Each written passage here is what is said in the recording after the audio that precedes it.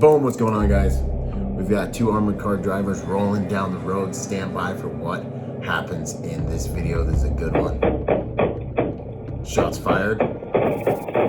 Go into your immediate action procedures. Drivers drive, shooters shoot.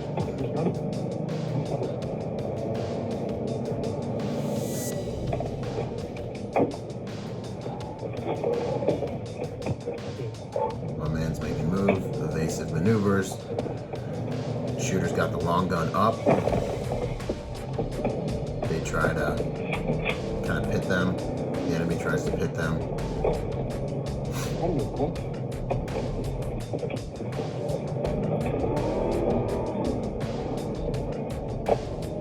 Green vest is doing some good driving. He's doing some good driving.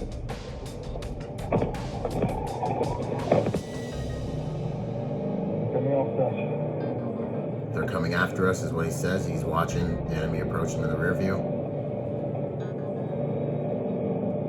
These guys are literally running for their lives right now.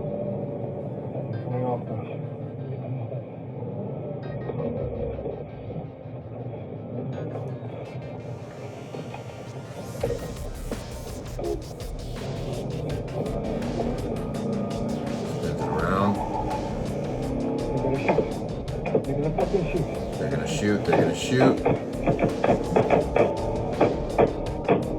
Taking more contact.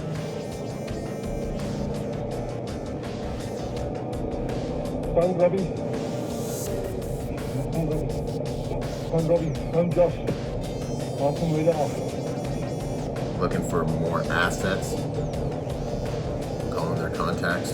Trying to get more assets to them for protection.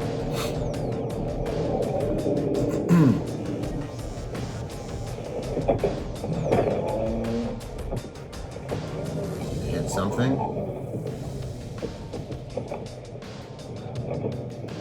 Fucking shooting.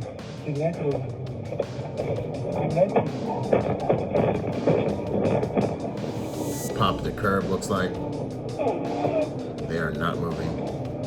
That vehicle is stuck, it looks like. There's no choice now but to get out and fight. Gets the long rifle. All right. Boom, let's see what we can learn from this.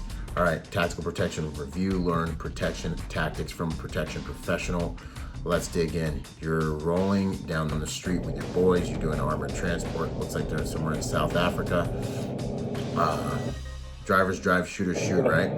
So the second these guys take contact and it starts getting crazy, break. I just want to commend these guys. They did a really good job of staying calm and problem solving and making moves and just kind of staying calm and staying in it and working. No one freaked out. No one started panicking.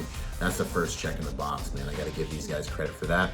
That's really good. Fortunately, they look like they're pretty well prepared. Looks like there's only two guys though. The first thing I'd say is I also want to commend these guys in not simply, can't use the Marine Corps term, but simply just returning fire. They're trying to minimize casualties and they're trying to evade, escape. I don't know if these windows do or don't roll down. I don't know what their capabilities are on engaging those guys while they're on the move, but I do commend them also for being very responsible with their weapons and their responsive defense. The things that I would suggest, not knowing all the details, humbly suggest would be the second you take contact, you get your weapons ready, you get ready to deal with that threat. If you can deal with that threat, then you do it, but you need to begin communicating, right? Shooters shoot, but this A driver right here, the A driver, the second he can, he needs to get on the hook. If he's not returning fire, if he's not engaging, he needs to start getting on the hook. He needs to start getting on the radio, getting on his communication devices. He needs to start letting people know what's going on. This is Unit X, we are in contact, we are taking fire, we are heading What's the most important information for you on the battlefield? Where you are is the most important thing for you to know on your battlefield. I think Jocko Willing actually talks about that as well. You need to get information out to adjacent units and other assets as soon as possible so you can get backup to you so you can win that fight, right? The other huge piece of this is, as a security professional or even law enforcement, anyone doing, and even a civilian, when you're in transit and you're in transitional spaces, which remember, they're on a journey right now, so they're in a transitional space. This is when attacks happen to anyone who's in these transitional spaces. This time right now, he needs to be communicating. He needs to be getting people, getting assets to him and getting ready for a fight simultaneously. This A driver's job is really big. The driver, I really commend the driver. Looks like he's staying in it. He's making moves. He's getting after it. I love seeing that. My A driver, I would like to see him communicating and getting ready to fight while communicating if necessary to get back up to them if they have it, right? The other thing he should also be doing is they should be going to the last known safe location that they have and or navigating to another place where there are more assets that can protect them. When you're on the road and you're doing your route planning in the private security industry, you need to know where all your assets are. You need to know where the local police stations are, where the local safe houses are, where the local medical assets are. And you need to know, you need to have within your immediate action, if we get engaged along this route from this point to this point, we are going to go directly to this location, this police station, this embassy, whatever it is, in order to get yourself more assets that can help you win that fight and or detour the enemy from continuing to try to engage you before you become a sitting duck and your vehicle gets, they get a mobility kill on your vehicle and your vehicle's not able to move. So I don't know if that's what they did or what they were doing or if they actually got stuck. But in this situation, these guys did really good at staying calm, staying in it, working. I would suggest, especially if you're not going to engage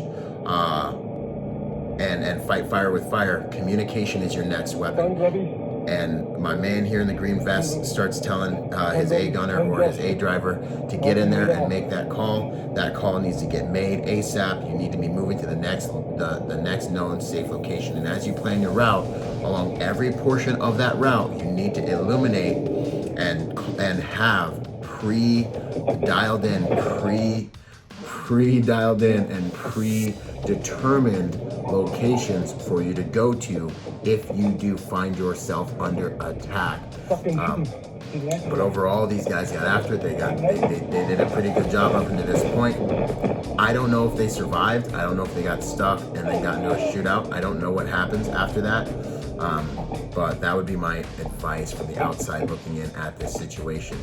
Remember, guys, when you lace your boots up and you go to work, whether it's in the private security industry or whether it's as a law enforcement officer and even as a civilian, really, you need to understand you're writing a blank check that you might have to cash that day in order to do that job and to do the protection you've been hired to do. So make sure you have proper planning that's been in place, and make sure that you have proper rules of engagement, but actions upon contact that are already pre-established before things like this happen, so that the second something happens, your training and your planning can carry you through this type of violent altercation. And then third, in the idea of mindset, you don't want to go in this type of job and think like, okay, if something happens. When you're on the move, you need to be like, when something happens, you need to be like, where is he? Where's the bad guy? Where is he? Where is he? Where is he?